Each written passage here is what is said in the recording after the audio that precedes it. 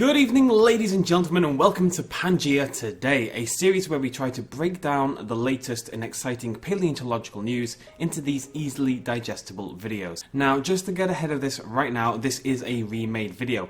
In the previous attempt, I did make a fairly grievous error. A lot of the information was based on a misleading, or the incorrect article, I should say, and I could have left it up. The views were good. I'm so glad you guys were so excited about it, but it isn't good enough. I don't want to do it like that. I want to do this properly, so I hope you'll excuse what should be this working and correct second attempt. So today we're going to discuss an exciting new find, a mummified dinosaur. Discovered in Alberta, Canada, this is a Nodosaur, a type of ankylosaurid, and it has been named Borealopelta markmitchelli. Now, Borealopelta means the northern shield. Borealis, Boreo means northern in Latin, and Pelta means shield, the northern shield. What a fantastic name. And Mark Mitchell, from markmitchelli, he was the man who spent over 7,000 hours preparing the specimen for display, and he's rightfully honoured in its name. He's kind of like the museum technician who has been chiselling and brushing away to make sure we have this incredible specimen to view. Like right now, basically. Borealopelta markmitchelli was actually discovered back in 2011 after being found accidentally by a miner, but it required those 7,000 hours across the past 6 years or so to get it to what we can see today, an incredibly well-preserved mummified dinosaur. Not only does the specimen contain the head, neck, the majority of the trunk and the sacrum, which is a triangular bone near the pelvis, it much more excitingly contains in situ osteoderms, which are basically bony plates or scales in the exact place, i.e. in situ, as they would have originally been on the dinosaur, as well as a tough outer layer of remarkably maintained skin. Furthermore, there's preserved keratinous scales across the creature. This is potentially the best preserved dinosaur ever discovered. That's how big this discovery is, folks. This preservation seemingly occurred because of the manner in which the creature died. Initially it drowned, or this is the going theory. Initially it drowned, and then as it was carried by the current of the water, it eventually came to a rest on its back, and the gases in its stomach caused the creature to essentially burst from the gut.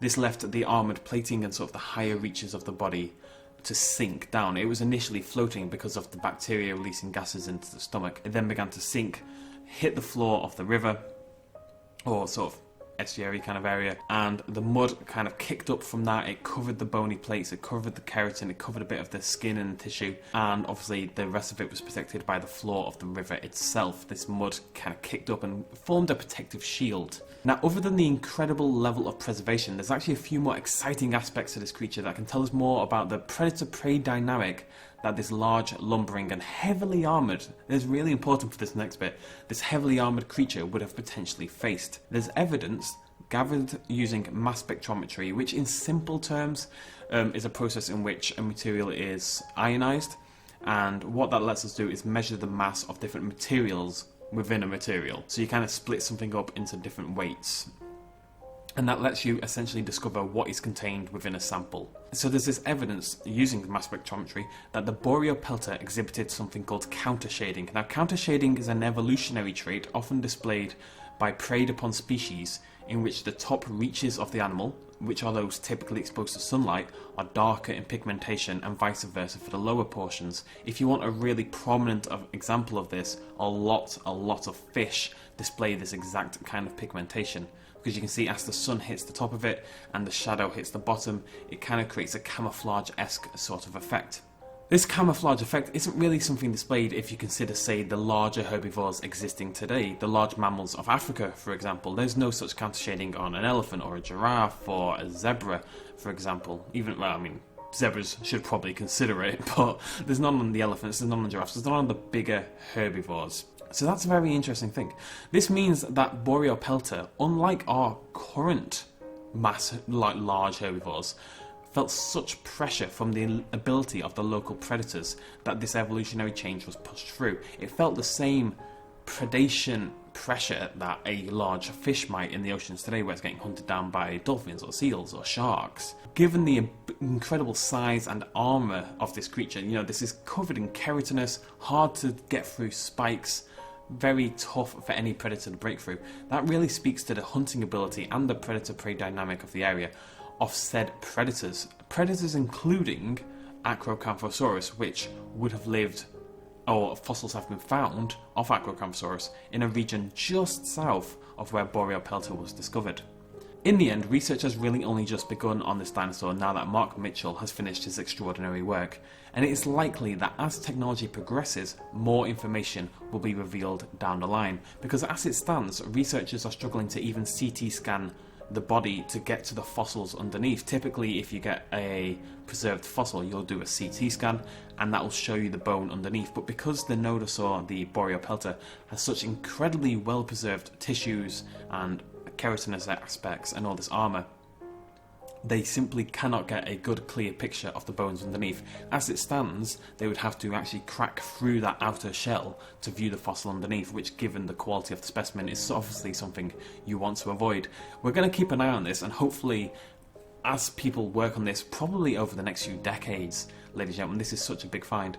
Hopefully we get some exciting new stuff and it can tell us a little bit more about, oh god, I'm sorry about that noise. Hopefully it can tell us a little bit more about the area, the predator-prey dynamics, and just more about ankylosaurids in general. It's nice to see a little bit of love for ankylosaurids other than Ankylosaurus itself. Thank you so much for joining me for this video. I do appreciate that this is the second time and many of you will have watched it, and I really do appreciate the support on that first video. The reaction was fantastic, and I wanted to do this mainly to make sure I was giving you guys something good, something you could actually reliably quote and was interesting information.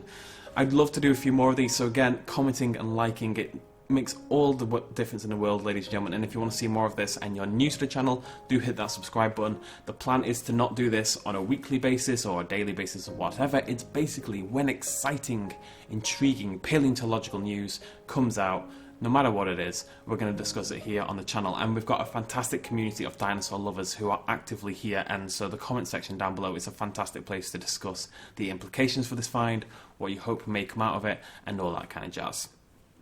If you do ever want me to cover something, Twitter is probably the best way to let me know. I'll link that down below in the description.